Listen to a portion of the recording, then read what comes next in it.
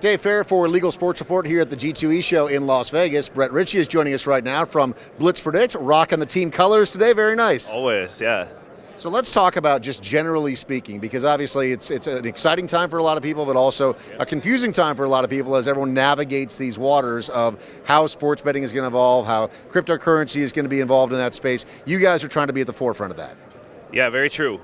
Right now we're building on blockchain prediction markets, specifically Augur, and really the goal is to just make sure our users can always get the best odds available in this space and make betting more efficient. And a lot of the blockchain protocols can help bring transparency to a space that's really been rife with fraud on sort of even like the tout side. You'll go on Twitter and there's I'm 70-2 or I'm winning 80%, and there's just all sorts of lies throughout the whole space. And I think that blockchain can really help bring transparency to that sort of information and tools side.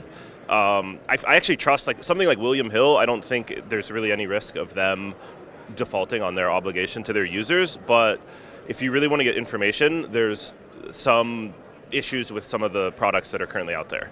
But BlitzPredict is not a sports book itself, right? Yes, correct. We're more of a marketplace aggregator. You could think of us as Kayak and each of the sports books as Delta or United. Okay, so that makes plenty of sense then. I mean, how are you making sure that you're going through the vetting process as well, though, with making sure that the recommendations, if you will, if you are Kayak and you're saying stay at this hotel, that makes sense to me, but it seems like a tall task for anyone to have to go through the process of making sure that the recommendations that you give out are exactly what the consumer can count on. Yeah, so that's a great point, and what we're actually doing now is we are not sending users anywhere. Really want to see how the U.S. market unfolds. There's such a big market in the U.S., and sending people to offshore sites or otherwise jumping the gun, in my opinion, is a huge mistake. And it's much better to stay patient, remain compliant, and be able to play in a sort of a U.S. market as opposed to trying to rush in and fight it out with a million other people in just New Jersey. Give me a little bit of your background. How did you get into this space? What made you attracted to it and want to just go, instead of being involved on a consumer side, really create something that is going to potentially lead the way here? Sure. I was a professional poker player, and I really saw from 2003 on.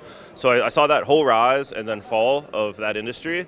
And then I saw Daily Fantasy on a similar trajectory in around 2014. And I decided I wanted to be on the industry side instead of the player side there. And that market sort of kind of plateaued when the government came in, and it was interesting. One of the things we did, we started with a mobile app for FanDuel and DraftKings users, and FanDuel and DraftKings, they were like, we're going to open our mobile APIs up, which would have been really big for our app if you can send your lineups directly. And then it never happened because, and I don't blame them at all, it's just the government came in and they needed to make sure they stayed in the Apple and Google Play stores. And that's one of the reasons building on Augur, which we're doing, building on these decentralized protocols is really attractive because there's no company that can say, actually, we're limiting that feed. And you can see it even on Facebook or Twitter. There's companies that built these big businesses based on the Facebook newsfeed algorithm, and then they just change it. And that really makes these decentralized protocols attractive. There's definitely scalability issues there right now. It's in the early stages, but for me, we're really looking, how is this universe going to look in 2022 and beyond, not necessarily today. And I think that's one of the things I think a lot of people are applying 10 to 15 years old strategies to this US market, and I really don't think that's going to be effective in the long run.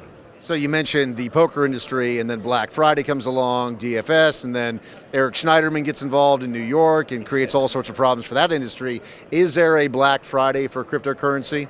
Yeah, I think there could be, but only with certain industries or services within cryptocurrency. Something like Bitcoin is so thoroughly decentralized. Honestly, when governments try and limit Bitcoin, the price goes up usually. There's a lot of demand for that, but I think you could see some of these exchanges that are really sort of flouting US law. If you're targeting Americans with an illegal service, no matter where you are, our government has shown repeatedly that they can catch you. You saw it with Full Tilt and PokerStars. We've seen it with some exchanges. So I think there's a fair amount of risk with people that are essentially bad actors operating in the U.S., even from outside the U.S. I think that there definitely could be a Black Friday for some of those services, but there's so many quality companies within the U.S., Coinbase, Gemini, that I don't think there would be a sort of universal Black Friday for exchanges or for other services, but I do think that bad actors will not be able to continue their practices. And obviously the sports leagues are a challenge of their own to navigate. How do you see, if really anything, you guys have to do in order to play nice with the sports leagues as those relationships start to develop between gaming companies and the leagues themselves? I mean, the leagues have turned it around, right? They now are in favor of gambling. They have their hand out. Anyone watching this video probably knows that the integrity fee is absurd.